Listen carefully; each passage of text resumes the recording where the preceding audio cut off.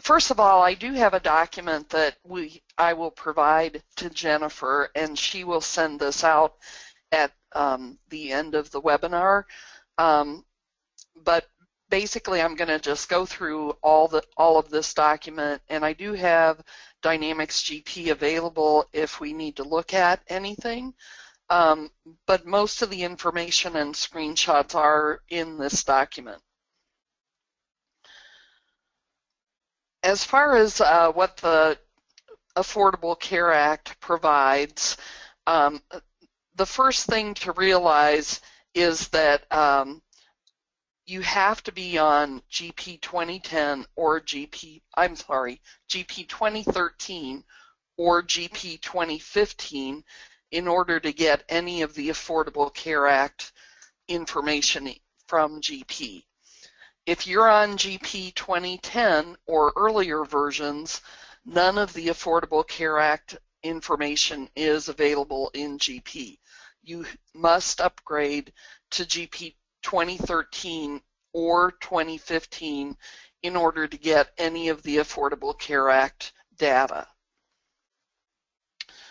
Of course, GP does still provide you with information that you could pull out if you're on those earlier versions, but you're not going to get the tax forms that must be submitted at the end of the year that are related to the Affordable Care Act. Okay, so as a reminder, the mainstream support for GP 2010 ends October 13th, 2015. What this means is that if you're still on GP 2010, you will not get any year-end or tax updates for 2015. So you need to update your GP software to at least GP 2013 in order to continue to get the year-end and tax updates that are needed. In addition to using payroll in GP, in order to get all of the necessary windows that are used throughout the Affordable Care Act data that's needed, you also have to have human resources installed. So if you currently only have GP payroll installed, you also need to install the human resources module. But another thing to keep in mind is that starting with GP 2013, the human resources module is included in GP and you do not need to pay extra for it. In addition, starting with GP 2013, you have an unlimited number of employees that you can track. So GP is no longer limited as to how many employees you can have in GP once you upgrade to GP 2013.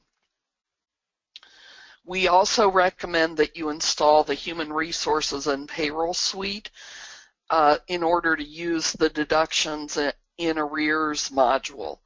And the Deductions in Arrears module allows you to track uncollected deductions so that you can make sure they're collected in a future pay run. So that's important to be used for when an employee is out on leave and you need to track that you're getting any missed health insurance payments from them. In order to use all of the ACA information, you need to also make sure that the January 2015 hotfix has been installed. And there were also changes made in a March hotfix this year as well. In addition, there will be future hotfixes made available, although Microsoft has not released any dates for those yet. They do know that they'll be issuing hotfixes throughout this year to make sure that all of the ACA data is working the way it should be. They've already identified that there will be a hotfix sometime this summer because there have been some tax table changes that are needed for New York and North Dakota. Another thing that you need to be sure of is that you are setting up employee dependents, because the Affordable Care Act requires that you track whether dependents are included in the health insurance benefits that you're offering. If you already have the employee dependents set up, you should also be sure to review them to make sure that they're marked as appropriately as whether they're covered or not covered under your insurance premiums. And we'll go through this later in this presentation. Also, there are additional boxes that are available in the benefit information setup and the benefit enrollment setup in Human Resources. So those are the other things that we'll cover today. All right. At the end of the calendar year, when you do your year-end close for payroll, there will be some additional forms that you need to print. These are the 1094C and the 1095C. And keep in mind that these forms are not going to be available for any GP versions prior to GP 2013. So right now they're only available in GP 2013 and GP 2015. You'll be required to file these for if you have 50 or more full-time employees or full-time equivalent employees. And as far as the 1094C form, it is a summary form that you will fill out for all the employees that you are giving a 1095C to. So it's similar to a W-3 form. And I do have a link to show you what the form looks like. That's what this top link is. It goes out to the draft of the 1094C form.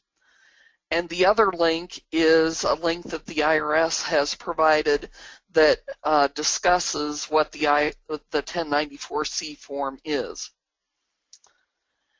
And then the 1095C needs to be provided to employees, and it is similar to a W-2, and it explains what the employees have had for their health insurance offer and coverage. And I've also provided links to the 1095C draft so you can see what the form looks like, and a link to the IRS website that tells what the 1095C is. And then I've also included a link to the IRS publication that's the instructions for filling out the 1094C and the 1095C.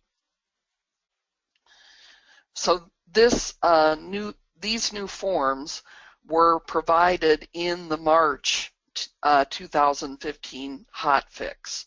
They were not available up until March of this year in GP, but you really aren't going to see them until you run the year-end close for 2015, and then you'll be able to print the forms. And there's also been some changes within the Edit W-2 window so that you can look at and update the information that will print on these forms.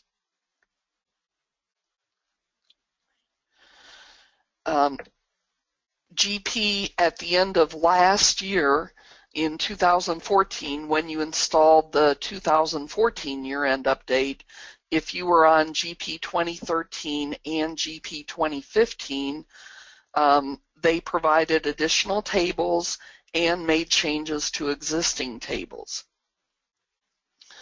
So the new tables that were added are the UPR 40105, which is the 1095C setup table. And this was designed to provide the information that's needed in filling out the boxes on the 1095C. And it holds the ACA codes and descriptions. There was also a table UPR 00904, which is the ACA dependent master, and that contains the ACA information related to dependents. Basically, it has a field called health insurance coverage, and it will contain a 1 if the dependent is covered, or a 2 if they're not covered. And the information is updated throughout the year as you make changes to the dependent information in GP. So it tracks the dates of when changes happen. The UPR 00905 is the ACA Employee Master, and this contains the ACA information related to your employees. It also contains the ACA codes that can be updated through the health insurance enrollment window. And it's also been tracking the codes as you've made changes throughout the year. It tracks it on a monthly basis.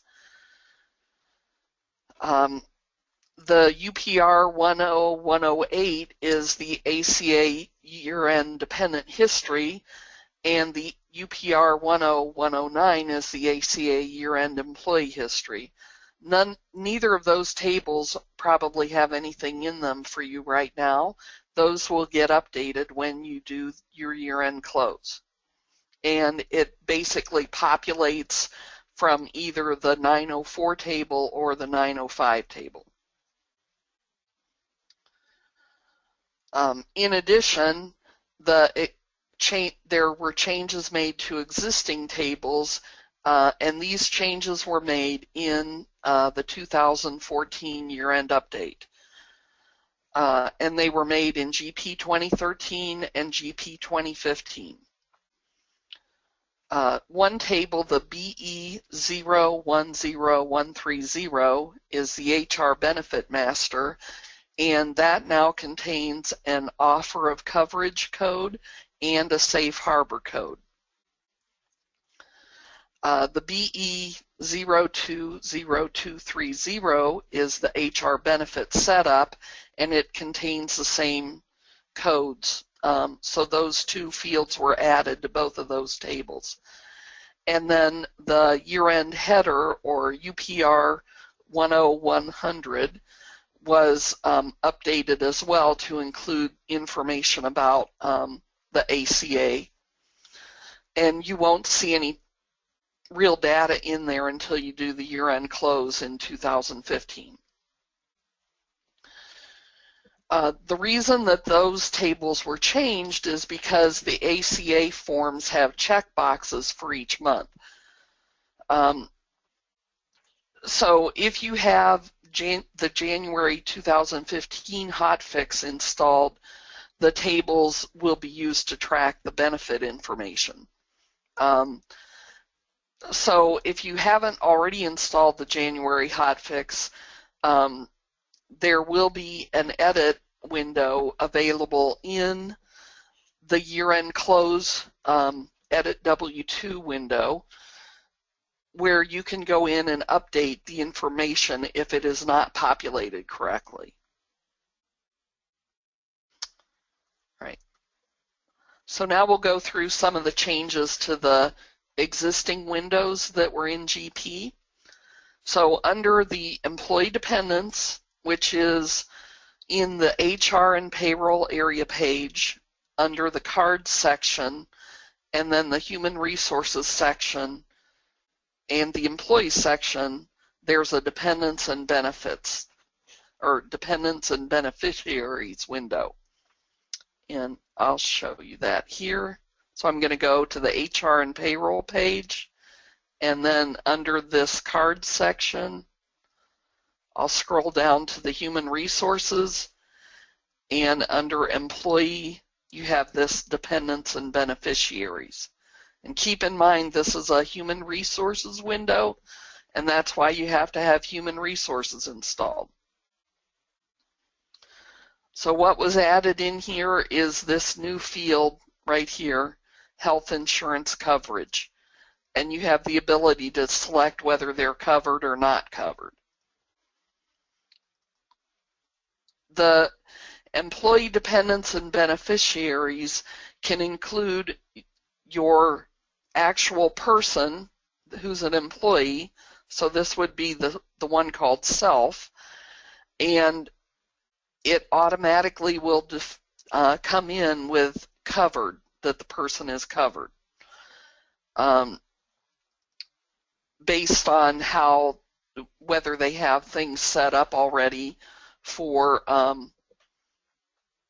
the health insurance.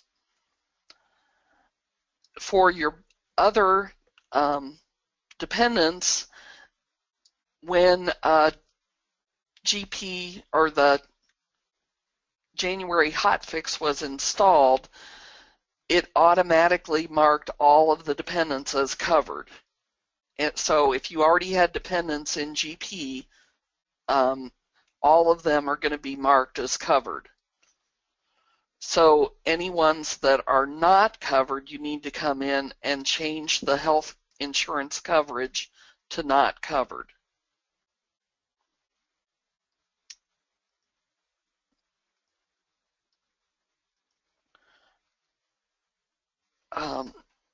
And like I said, this change came about in the January hotfix. So as soon as you install the most recent hotfix for GP, either January or the March hotfix, if you had not installed the January hotfix, all of this information is going to get updated, even if you kind of skip that one and install the March hotfix that came out. In GP, you're not required to install both. As soon as one hotfix comes out, when you install that most recent one, it includes everything that went before it. So if you didn't install the January hotfix, you probably should think about installing the March hotfix so that you can get all of this data in the system and get it started. If you don't want to install it now, you can wait until Microsoft comes out with the hotfix that they're going to release this summer, but keep in mind that you might need to go back and update or edit the things on your W-2 to include data that wasn't being tracked for earlier in the year.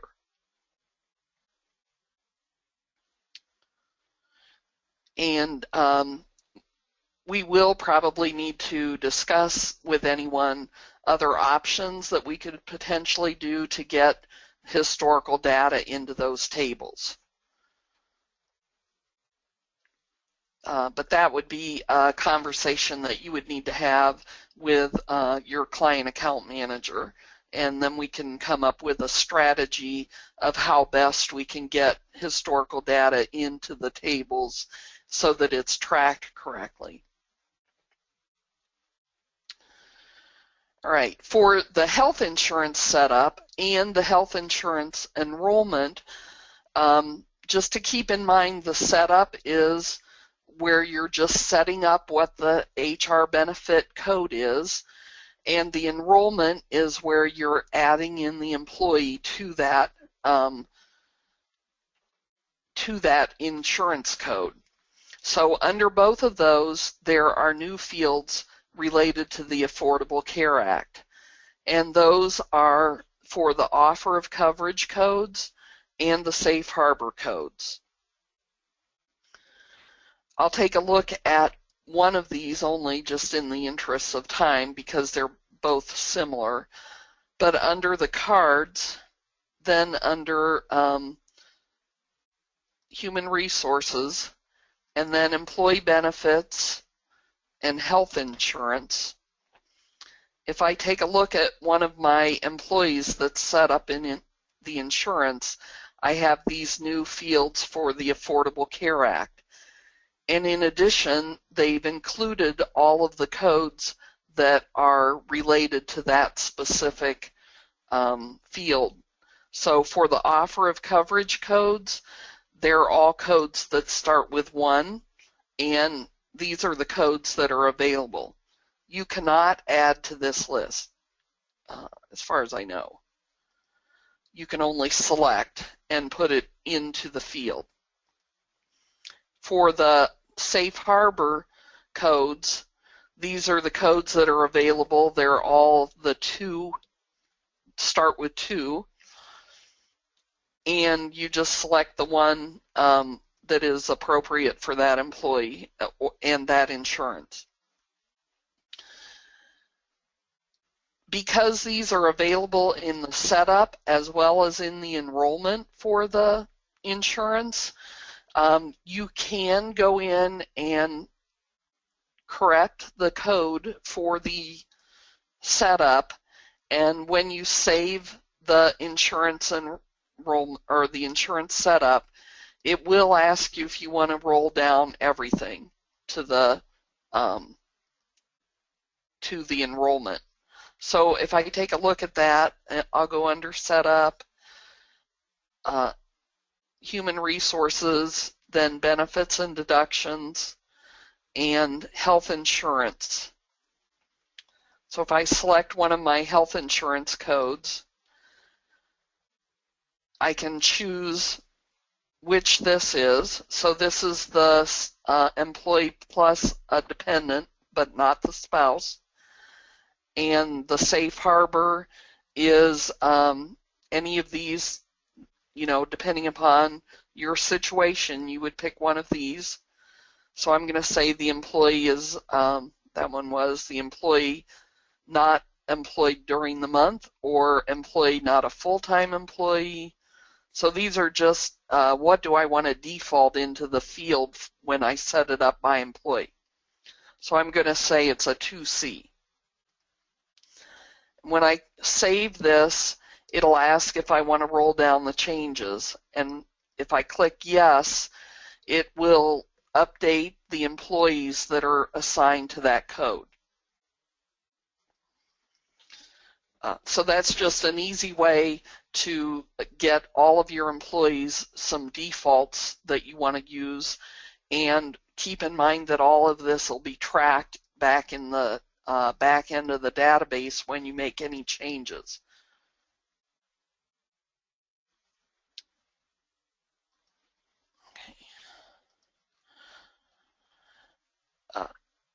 So they've also provided the Affordable Care Act codes that are needed.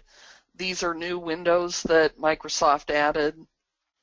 And you might need to consult with your CPA or benefit provider to determine which codes need to be used if you don't already know what they are.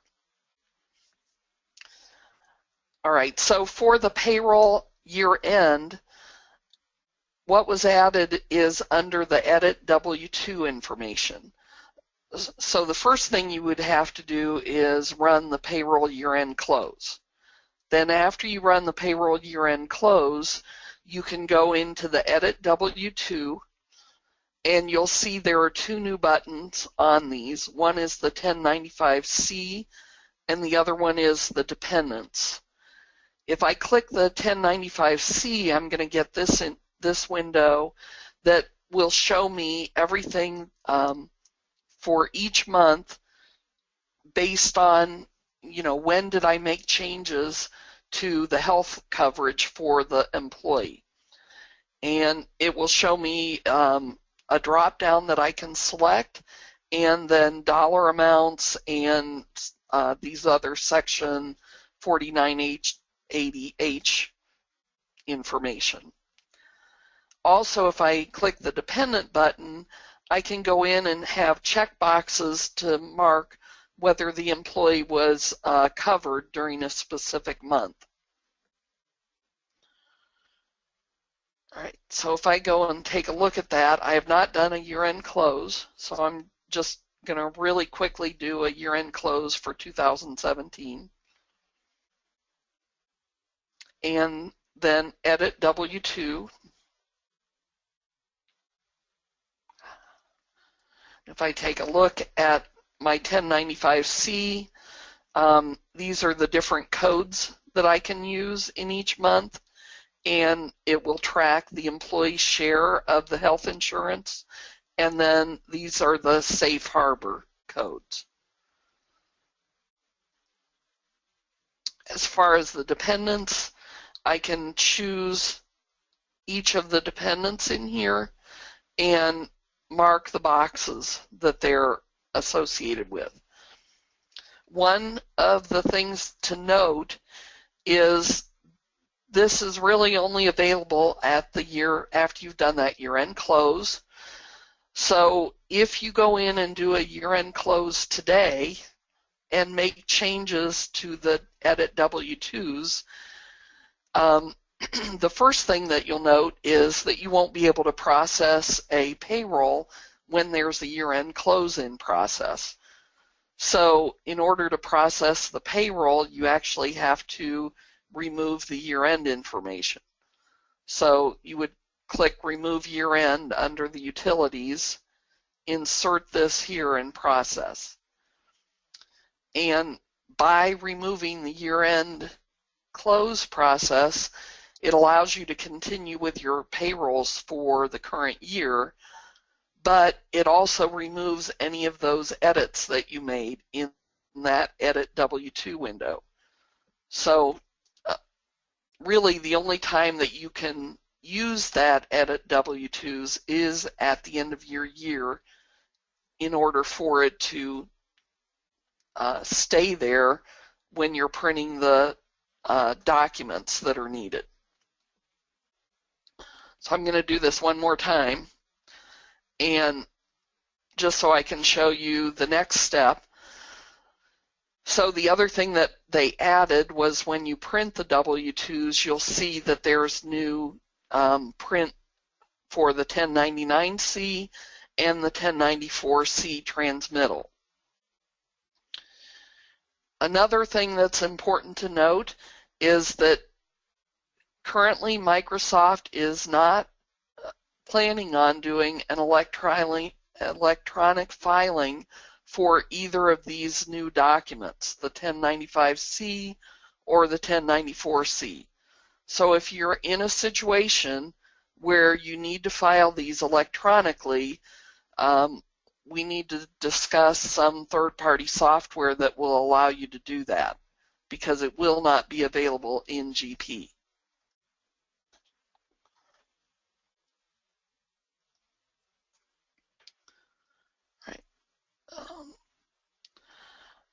Some additional things that I wanted to point out is if you have not used human resources in the past, there are some things that you need to be aware of in order to get it to look correct in your system. The first thing is under your user setup, there is a checkbox called Payroll View for Human Resources. So any of your GP users need to have that box checked in order to see all the information that is needed for the links between payroll and GP, or payroll and human resources. So any of your users that you're going to have going into the human resources windows or the payroll windows or both, be sure that they have this checkbox marked.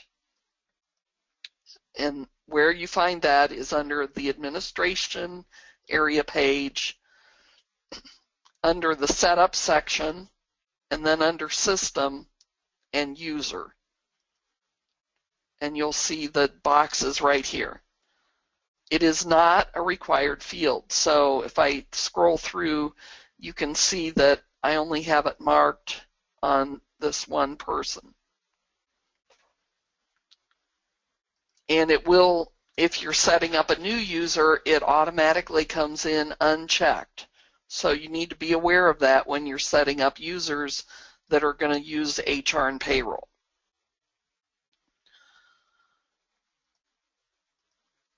Okay. The other thing is under the benefit preferences.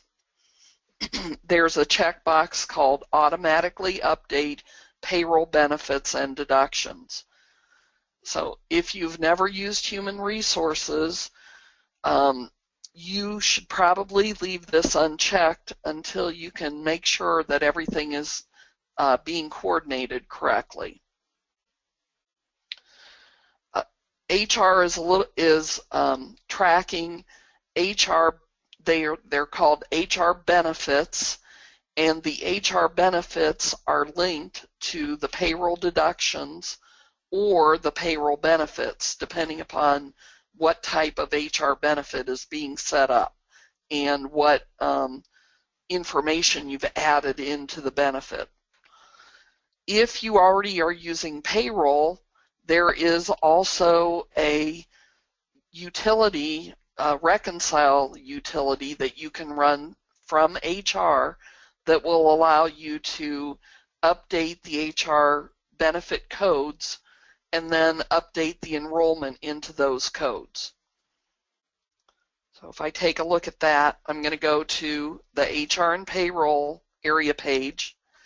Under utilities and then under human resources, what you'll see is reconcile here. And what you need to do is this update benefit setup. You run that first, and then after, basically what it's going to do is take all of your HR deductions and all of your HR benefits and try to update and create the HR benefits. As part of this, you will be able to choose what type of HR benefit you're creating. So I'm going to push this out to the side right now and go over to the HR area. So under the setup and under the benefits and deductions area within human resources, what you'll notice is there are different types of benefits, and there's health insurance, life insurance, retirement plans, and miscellaneous benefits. So when I take a look at those, for example, the health insurance, the window looks totally different than if I look at a life insurance benefit. So here's health insurance, and then here's life insurance. So different things are being tracked depending upon whether it's health insurance or life insurance. And if I go into health insurance again, the contributions that are set up either for the employee or the employer, these define whether it becomes a payroll deduction or a payroll benefit. So if you have contributions made by the employee, it's going to coincide with a payroll deduction. If you have contributions made by the employer, it coincides with a payroll benefit. And the code that you set up in the health or in any of the HR benefits, this code has to be the same as the payroll code for both the deduction and the benefit if you have both of these set up. So when you run this reconcile, if you don't have HR installed, the first thing it will do is it will show you any payroll deductions and benefits that aren't connected to an HR benefit, and let you select what type of HR benefit it is, either miscellaneous, life insurance, health insurance, or a retirement plan. And then frequently it will tell you that not everything has been set up. So not only will it will create these HR benefits, you will also have to go back in and review them and make sure everything is set up correctly for them. After you've done those steps, then you would go back into the utility, human resources, reconcile, and select this step, update benefit enrollment. And what that does is it takes all of the employees that are enrolled in each of your payroll deductions and benefits and adds those to the HR benefit that you've set up from this first step. In addition, when you have the HR installed, you've got human resources installed, all of the benefit and deduction setup should be done through this benefit and deduction under human resources, because these are linked to the payroll deduction or the payroll benefit. So it's kind of a two-step process because the windows contain different information in the payroll side than they do in the HR side. For example, if I go in and look at health insurance deductions, this window is related to how your health insurance program is set up. It has nothing related to any of the payroll side, whether it's tax sheltered or not. That is not part of the human resources benefit. So the window that's called the benefit preferences that has this automatically update payroll benefits and deductions, if you have this checked, it will, whenever you do anything on the HR benefit, it will or should automatically update the payroll deduction or benefit based on what you did in the human resources side. The problem that we've seen is that, especially with miscellaneous benefits, sometimes it doesn't just automatically update correctly. I'm not 100% sure why, but I have noticed that at times. So my feeling is you should leave this unmarked. When you have that unmarked and you go into one of the HR benefits, the person that is making any changes in here will be updated that there's a payroll change. So for example, if I change the deduction amount, let's make it $50 and we'll make this $150, and I click save, it'll ask if I want to roll it down to the employees, and I can say yes. But it also asks if I want to complete the payroll integration. And when I say yes, it updates the payroll integration, but then it shows me the payroll window so that I can verify that the data in the payroll window is correct. So in this case, it updated the deduction to be $50. But if you'll notice, I no longer have a start date in here. So I can enter in the start date. And I could put an end date in, and then I can verify that all the tax shelter information is correct, and the frequency and anything that's related to payroll. When I click save, because I also updated the information as far as the employer portion, it's going to update my benefit setup. So it will update the benefit setup and show me the window, and then I can make corrections as I need to. I can say, yes, I'm going to roll it down. The other thing this allows you to see is there's a button up here in the top, and I can click that button and go to payroll and see the information related to the payroll deduction. When I close the payroll deduction, it will show me the benefit, the payroll benefit. Also, I can use this to look at incompletes. So incompletes are codes that are in payroll that aren't connected to HR. This just shows me any codes that are like that, and then I can run that HR reconcile if I have that situation.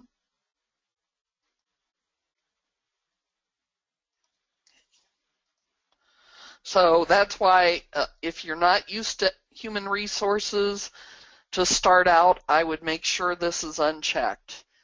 If you have been using human resources and you have like an HR department that does the HR benefit side, and another person is doing the payroll side of the deduction, just be sure that those two communicate when there are changes happening so that each one can make sure that their window is correct.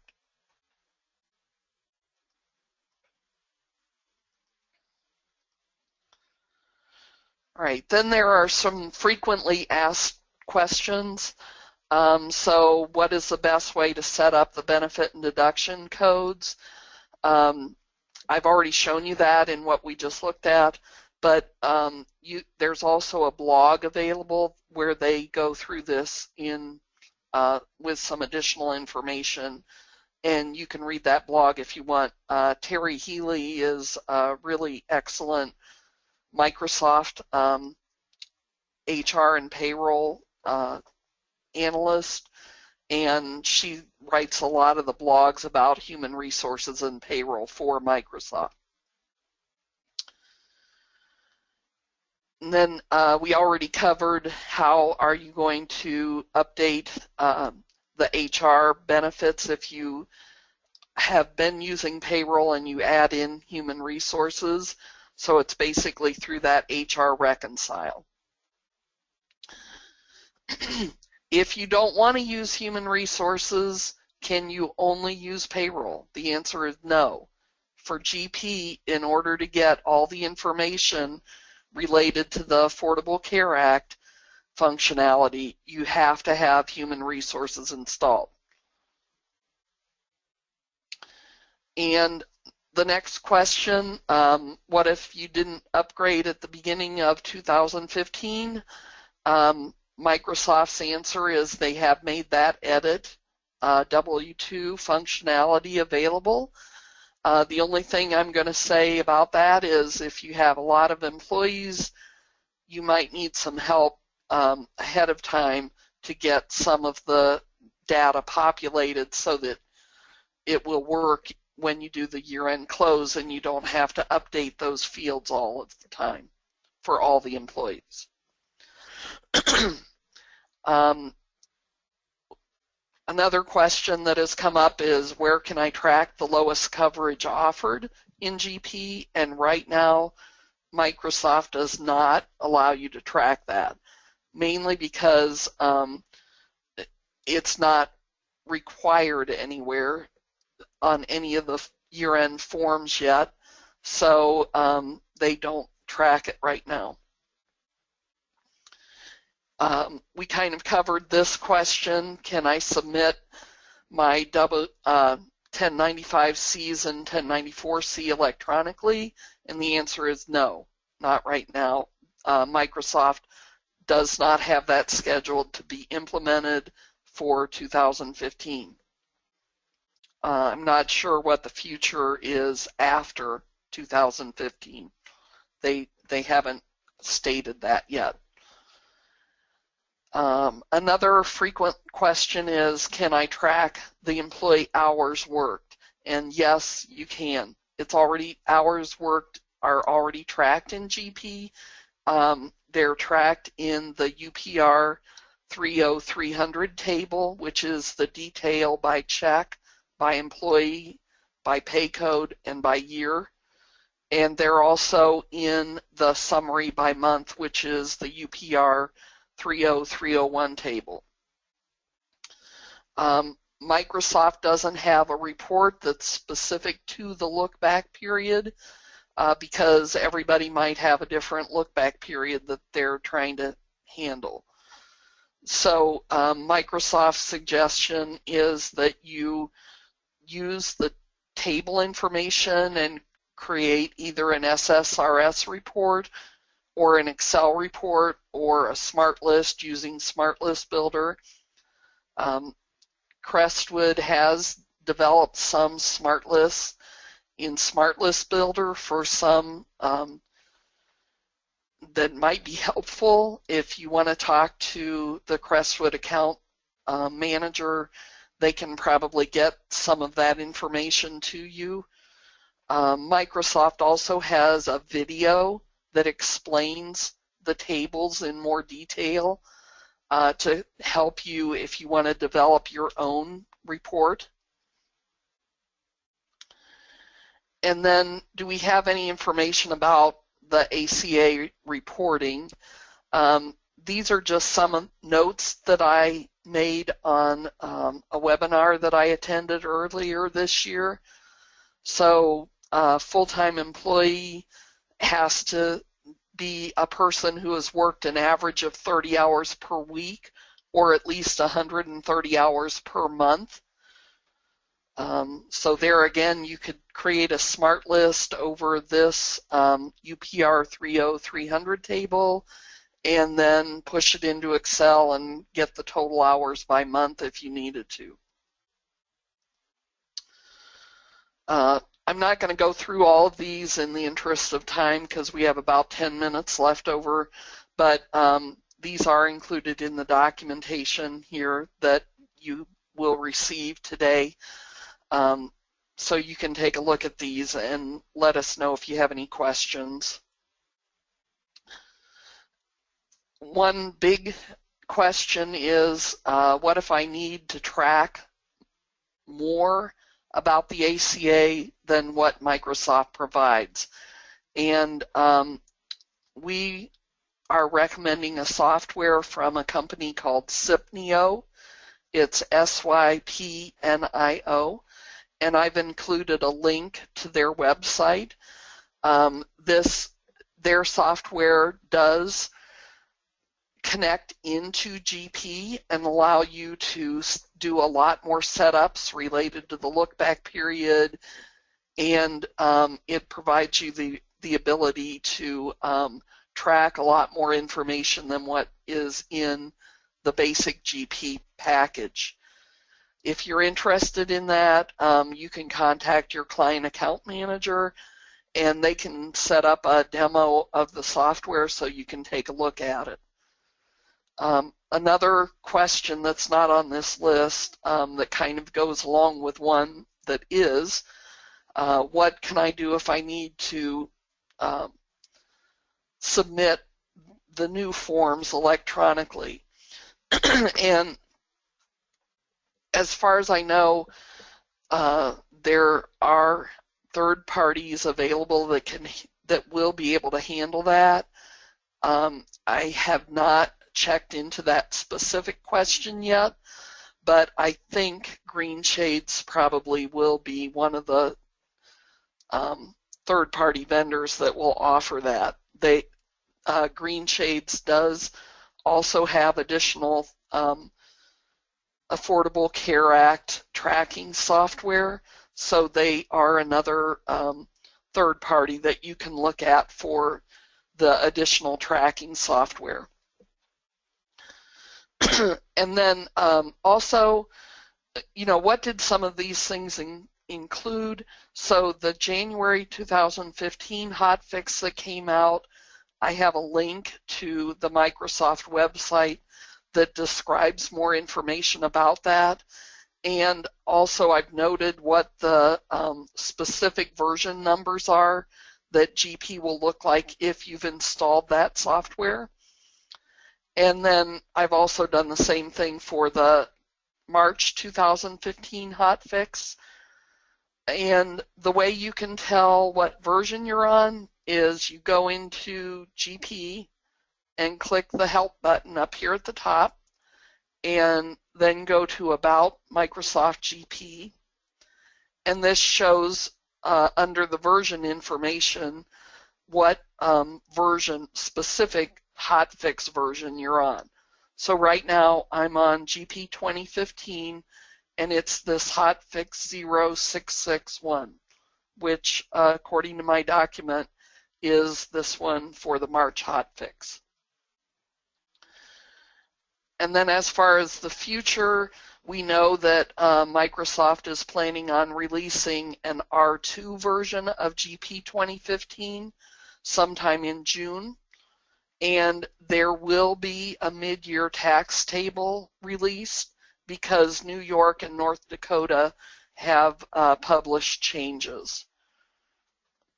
And those are all we know about right now. I'd suggest you contact your account manager if you need to apply the hotfixes.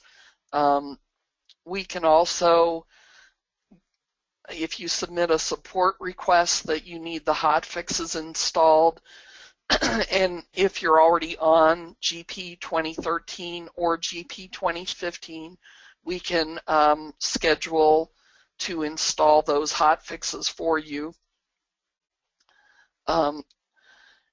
If you're on a GP version prior to 2013, you would need to go through your client account manager so that they can get an upgrade scheduled for you.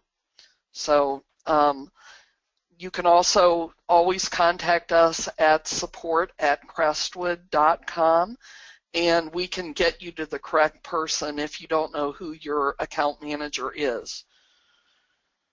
All right, so we've got about 5 minutes left, and I'll take a look and see if there's been any questions.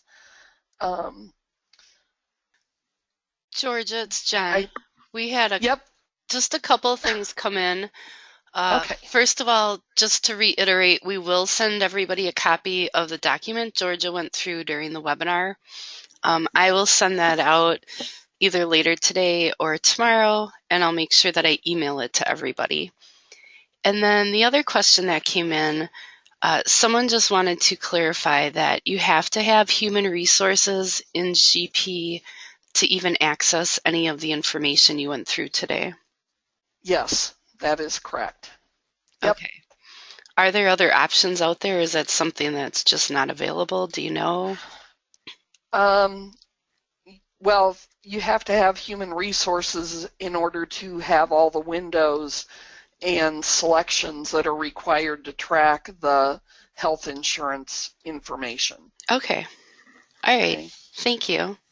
Okay. Thanks, everybody.